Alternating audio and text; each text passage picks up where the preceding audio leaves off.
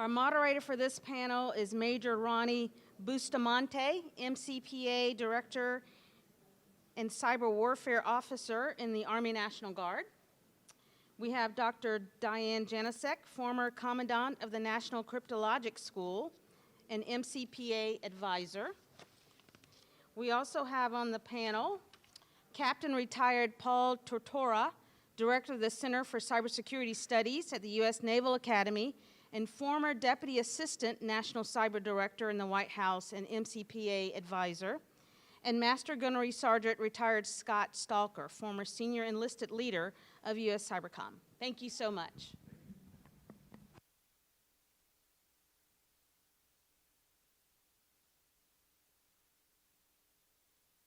Perfect. All right, thank you. Welcome, everyone, to the mentorship panel.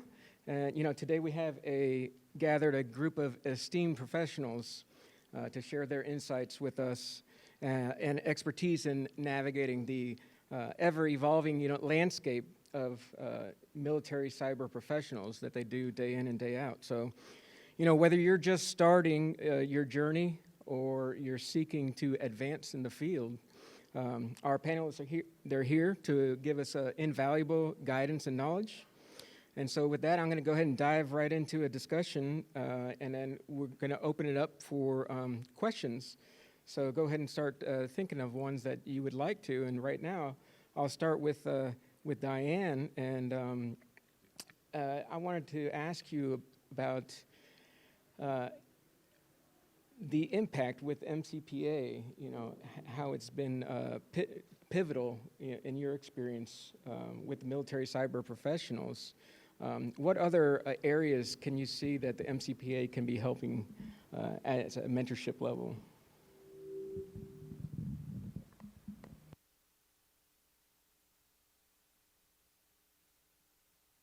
Great. Thanks for that question. So hopefully we won't get interference from these crazy two over here. Well, we got to watch out for them. Thanks for having me today. Thanks to the MCPA. I'm Diane Janosek. So I think the MCPA's got a unique mission, right, in terms of identifying people that really are patriots. They want to give back. They want to make our country safer. They've served the country, and whether they're retired or currently serving, or a family member has been involved, or they work alongside military professionals, they're working in the area of cyber. And so I think the one particular role, and I mentioned this at the Board of Advisors meeting last night, and I think it does help go along the lines of mentorship. I think we need to be our best possible advocates. We need to be excited about our profession. We want to, we got to be our own cheerleaders, because no one's going to be cheering for us, because every day there's a crazy news story about something that's gone wrong. So we have to be the most passionate about what we do so that people want to join us in this fight. So the very first thing we have to get over is, this is really cool. We want you, make this cool so people want to join us, understand how incredibly valuable professionally and personally it will be. Then once they get to that, then they'll be like, oh, well, how could I join you? How could I get there? What are the options available? So I think that's where the MCPA comes in. Just all members, we all have an obligation, I really believe, to zealously advocate for ourselves in terms of our profession, zealously advocate and encourage others to join, and then on top of it, zealously connect other people to people within MCPA to get advice and mentorship. All right, thank you for that. We'll go ahead and toss another one out there. What advice would you give to someone who's considering a career transition to become a military cyber professional?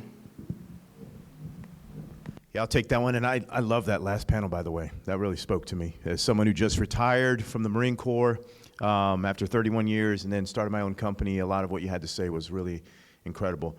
Advice I would give someone is have a mentor, first and foremost, and Dr. Diana has been has been a great mentor of mine for many years. We served together at NSA, and I think the key is, when you're going to do something you've never done before, you want to have a mentor that probably has different experiences than you. So we can say diversity or whatever. And I think that is a beautiful thing, because they have had, they've gone through the bumps in the roads. They've gone across the challenges. They use terminology like LLC and S Corp, and they know what you're saying, where 6 months ago I would have thought you were speaking an alien language. So all of these things I think are incredible, and I would say have confidence in yourself, dive in, because the skill sets you have, whether you've done this for 4 years or 40, are marketable. Be realistic, talk to individuals like that so that you know how to market those skill sets, and really focus on what value can you add to the customer. The one thing I've found, and I do an awful lot in the space and cyber world now, is often we regurgitate what we can do. That is irrelevant for the most part. You have to talk to the customer about how you can solve their problem and what you're doing for them. That's how you get to sell your goods, your services, your advice, whatever it is. But if you come up there and start talking about gigawatts and all these other things, most people that aren't at MCPA, the average person who doesn't live and breathe cyber, they're not going to know what you're talking about, and so you're not going to get your business model to grow. And so I would say, if you want to do this, dive into it intelligently by having mentors and professionals that have done this before that can give you advice. And then most importantly, I think when you have a mentor that tells you what you need to hear, not what you want to hear. All right? Because, I don't need someone to tell me. When I was in uniform, you know this, right? We run around with the 4-star and hey, General Nakasone, Admiral Rogers, yeah, you look great today, great speech, beautiful, incredible. And then one of us, usually the senior enlisted leader, would be the person to say, I got to let you know that no one understood what you were talking about. So you need a mentor who can tell you what you need to hear and not necessarily what you want to hear. All right, thank you for that. And I can add a little bit, but also, also I think, several colleagues of mine are in the room who I know are awesome mentors, and probably could be up here as well. But some of the things that I see on the other end is sometimes it's hard to ask someone to be your mentor. So it's incumbent upon us to actually go out and find that young. In my case, I don't think Mark Montgomery's here, but I work at the vocational school in Annapolis. Apparently, is what he called it. I have plenty of students who are scared to approach officers and senior faculty to be a mentor. And so when you see someone, and I teach cyber, the basic course, and I'll see a person that's doing really well, and I'll say, hey, have you thought about majoring in computer science or cyber operations or EE? And it's like, I don't think I'd be good at it. And so I'm going to take a step to say, let's talk about, come see me, or go, if I know Sean's around, I'll go see Sean or James Carroll, I think he may have stepped out. Talk to someone, and let's get you the right person. Oh, there he is. Get you the right person to talk to, and maybe it is your right place. And so I was talking to James. James and I, midshipman who we took overseas a couple of summers ago, is going to be the lead midshipman next year. She is cyber operations major. She spent a summer at Mar4 Cyber, spent a summer we were chasing her around. She's a pretty badass physical fit, but we were her mentors, and we actually didn't know it. And now she's going to be the lead midshipman, and the brigade commander is what we call it. And so that's a great thing for us to see, but I don't think she wasn't necessarily looking for a mentor, and we weren't looking to be her mentees, but it worked that way. But I think it's incumbent on us to actually find that young enlisted, young midshipman, young officer who maybe not able to actually adequately ask for a good mentor, and actually ask, hey, what are you into? If they're looking to transition, whether it's transition in the field or leave the service, I think it's incumbent upon us to be good mentors and lean forward a bit more. I started my career as a nuclear submarine officer, and it was feast or famine, and you weren't usually asking to have a mentor. But I think there's many times where I wish I had one. So now I take it upon myself to lean a bit forward and pay it forward. So I think part of this discussion is we ourselves need to be available and seek out those young sailors, soldiers, Marines, airmen, civilians as well, and be good mentors to them. I appreciate that. I'm going to ask one more and then go ahead and open it up to the audience here. And so you had mentioned about, if you see those superstars out there, what certain qualities is it that you're looking for in MNT? Thank you. I'll let my fellow colleagues also answer the question. Hopefully my microphone's on, okay? Okay, great. Energy, right? You want them to be energetic, enthusiastic, curious, asking questions, not shy. Of course, they could maybe they probably are, they could be shy, you know, or they may not be confident, but hopefully you can inspire them to be more confident in what they're doing, so they ask the questions, they're not afraid to ask the questions. So just finding talent, highlighting talent. I've had many people over the years come back to me and say, thank you for recognizing that strength in me. That's what I ended up doing. I really invested in that area, and I went into that space because you saw that I had talent in there. So I think it's incumbent upon all of us to do the same thing for everybody else, right? We never know where someone is coming at that day, what happened to them that morning or the night before, and you never really know where someone is. And sometimes the littlest things just help. And I know they've helped me, from other people have helped me doing that. You know, they may not know what's going on, and they've, you know, helped me. So I think just giving back to the extent that you can and being honest and vulnerable, I think that's also helpful. Scott, in the last year or so, shared publicly that he lost one of his key mentors and how hard it was on him. And him sharing that, I think really touched a lot of people's lives to realize how much you can make a difference in people, and not everybody even realizes it. So I think what you did with that, Scott, was a learning lesson actually for all of us.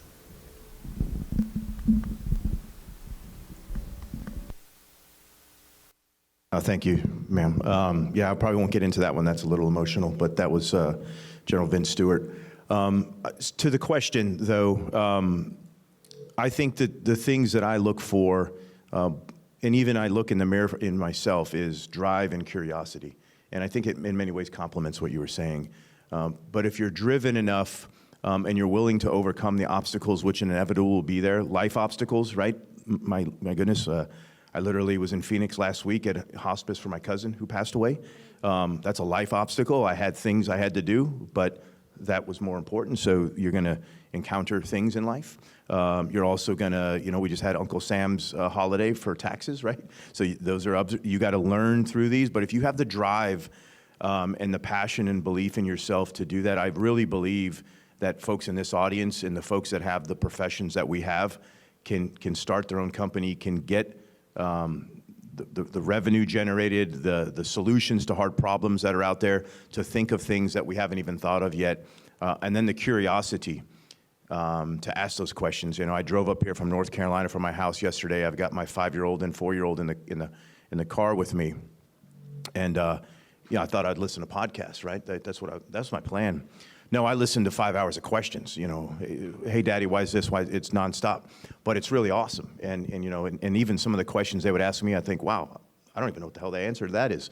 So, staying curious, intellectually curious, and I really loved your point on the mentorship piece too. Is a little bit of courage there to ask others. You know, Vince Stewart was a mentor of mine in many ways because he had a rule, and his rule, and he, you know, before he passed, we talked about this many times, is you need to, and I think you do this better than most, is mentor others that don't look like you too. Because again, when oftentimes I'm mentoring someone who may not look like me, I found that I'll leave and I'll have 2 or 3 pages of notes, think, wow, I don't know if I mentored them or they mentored me, because I'm learning through their experiences as well. So there's a variety of things. Specifically to your question, though, I would say have the drive and the curiosity, including what Dr. J, actually, what Dr. J said. Thanks.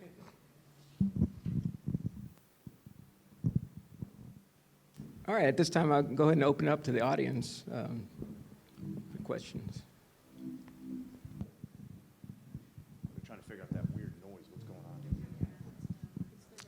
I'll add some more, some thoughts. I was at the White House for about a year working with Mr. Inglis, more on the workforce and education. And what I did see was there's a lot of obstacles out there, especially in the civilian cyber workforce. So those that are transitioning, so asking what are those obstacles, and then how, if I'm a mentor, how can I help you get around those obstacles or through them? And so, you know, getting your first job in civilian life may be hard, especially if you're transitioning from the military, enlisted folks.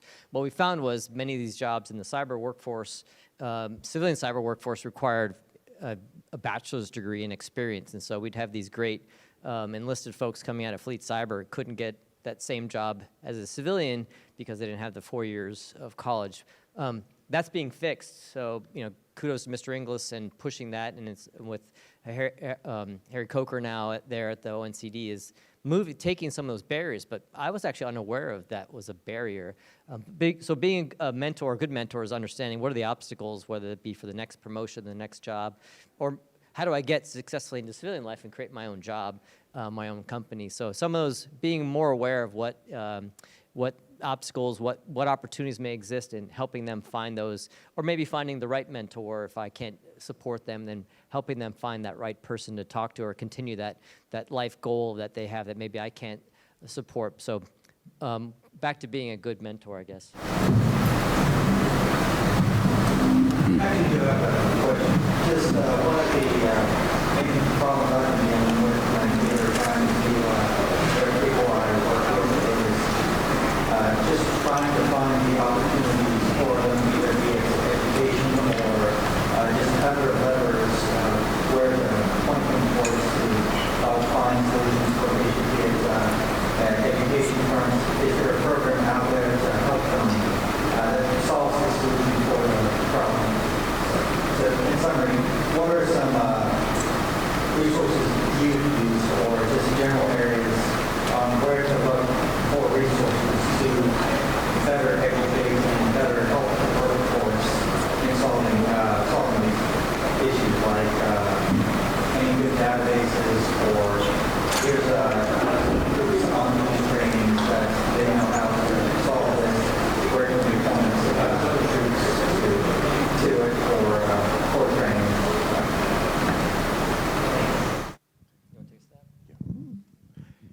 Yeah, 30 minutes or so ago, we got one of those resources, and he gave us his YouTube page, and I'm the new, right? I mean, I learned so much just on YouTube alone. If I want to fix something on my car, I'll find a credible source, someone that has done it, and then I'll go on there. And I know that's not specific to your question, but that is a resource.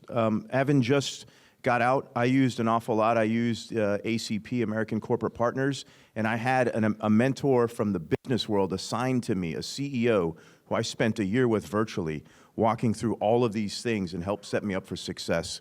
I use LinkedIn a lot. Some folks were connected on LinkedIn, and I just shared my story, and I walked through what I was doing, and I found that on the 7th of August when I retired, I didn't have a job, I didn't have a house, and I went on a nice vacation with my family, and I started getting offers and opportunities because I had put those things out there. So someone up here earlier said something about, a closed mouth doesn't get fed. And I think the point of that was that you have to lean forward a little bit and let folks know that you have the skill sets and you're looking for opportunities. And if you allow people to know that, one, you're a person of character with skills and is looking for opportunities, oftentimes those opportunities will find you. But there's a lot of other tools. Boots to Books in Uniform is one. Boots to Business is another one. If you have served in the SOF community like I did, you can go through the Honor Foundation. There are more resources out there. Hiring Our Heroes, run by my good friend who's the CEO of the company. There are more resources out there than I could even list on a single piece of paper that are available.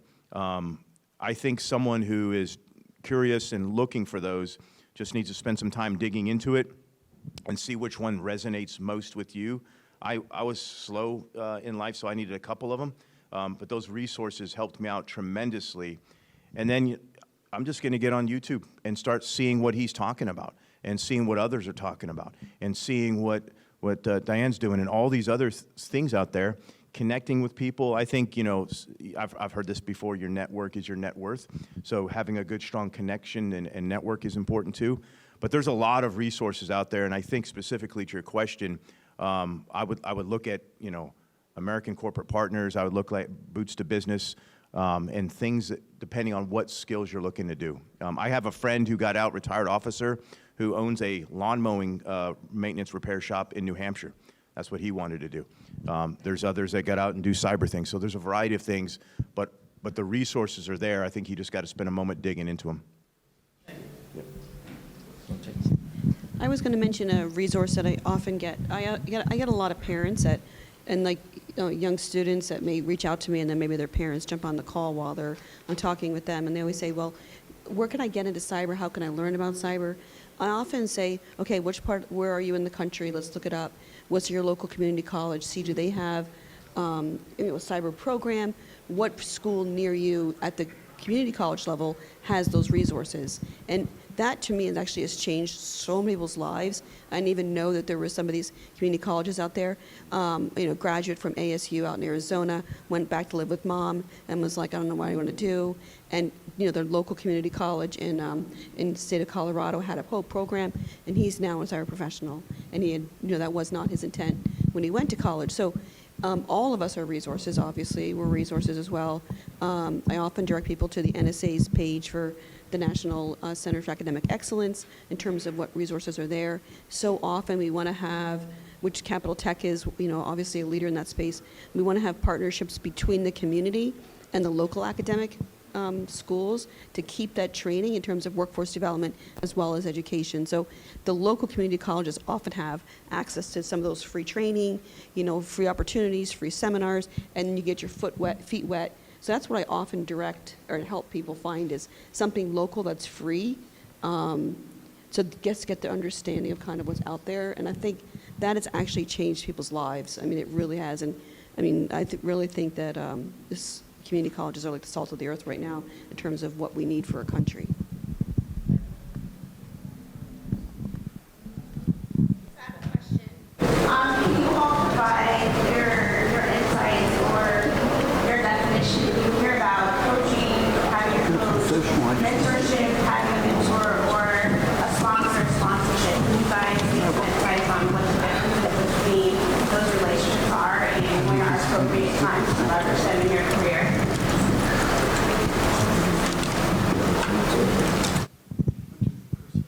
Yeah, that's a great question. So, I actually do executive coaching. One of the things I would offer is a mentor is I can call up Dan tomorrow and get real hard advice from a mentor who knows me, and there's no financial investment necessarily in that. I'm just going to get good advice. If you think of someone like maybe a mental health professional or a chaplain or something in that, they're usually going back in time trying to identify an issue that harmed you in some way so that they can help solve that, think PTS or something like that. Whereas a coach, I have found, is really there in a certain amount of time with you to try to get you to be the best version of yourself. And so what I'll do is I'll take on a client for 12 weeks and see what they're trying to achieve and work backwards from there. What are the habits of thought? What are the habits of action? How can you slowly become the best version of yourself? Let's look at things like the basics and fundamentals first, sleeping, physical fitness, and diet. And now we can go into the macros and other details as well of that. But a coach should be looking forward, I believe, whereas a mentor is, we're here day to day. Or I could just pick up the phone in a year and hey, Dan, I'm dealing with this. Remember that time back then? What do you think? And I know I'm going to get hard, honest. Whereas a coach, you probably have a contractual agreement with them, and they're working towards to make you the best version, whether that's a quarterback, a cyber operator, a leader, you name it. Yeah, I think he's got it, hit the nail on the head. I've got some students that I coach as well on character development, but different than the ones that I'm mentoring how to become a better cyber operator. What's their pathway? So I think you hit it on the head, so nice job. The sponsor, I don't know as much about.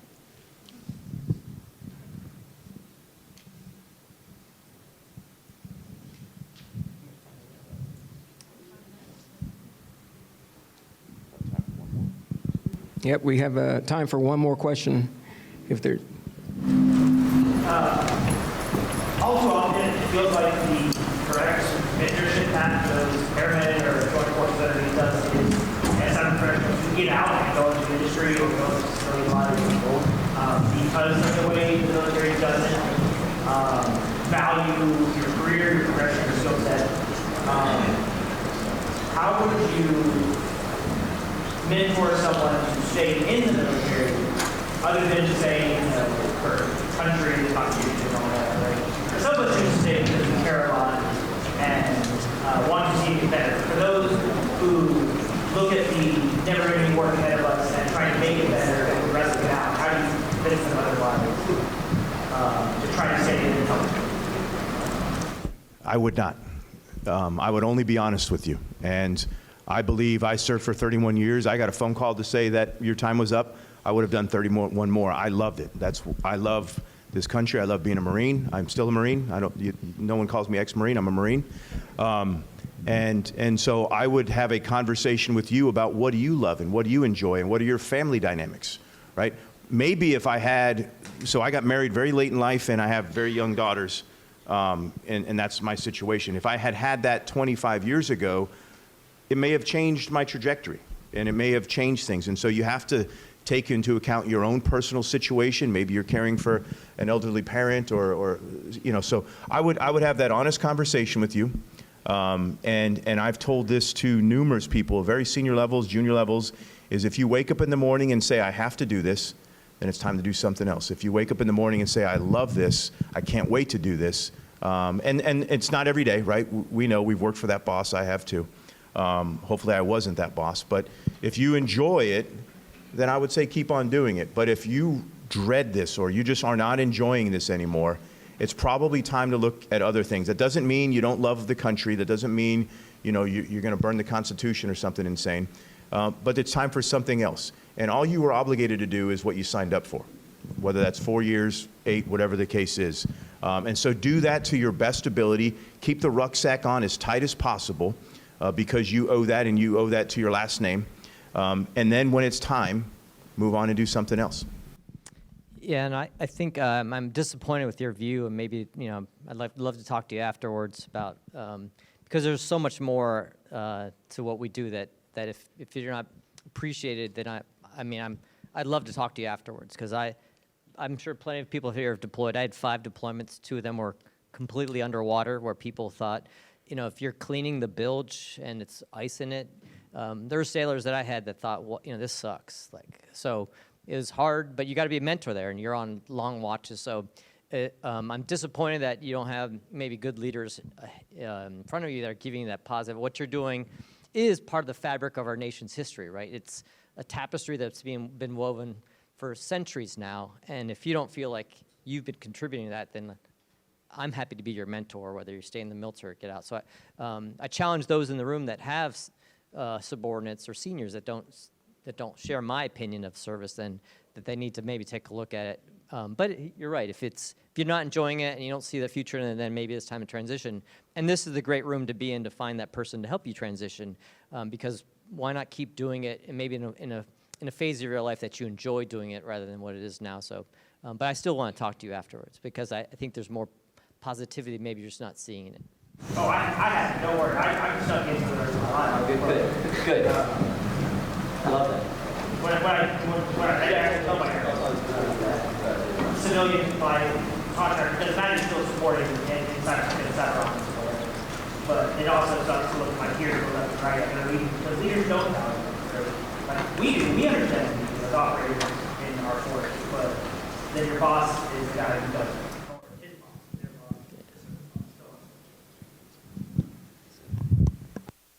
I want to end on one thought. So thank you so much. I was on the panel. I know we're getting off the stage now.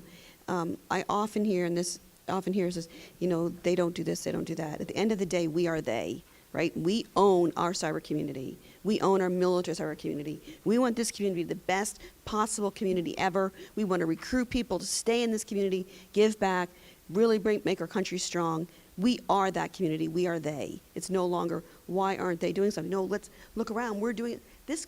The people in this room are amazing. The talent that is here just collectively is really amazing. So I think we should just really celebrate us, and encourage people to be with us. So let's us be them, the people that we want our community to be. So with that, thank you so much. Appreciate everyone being here.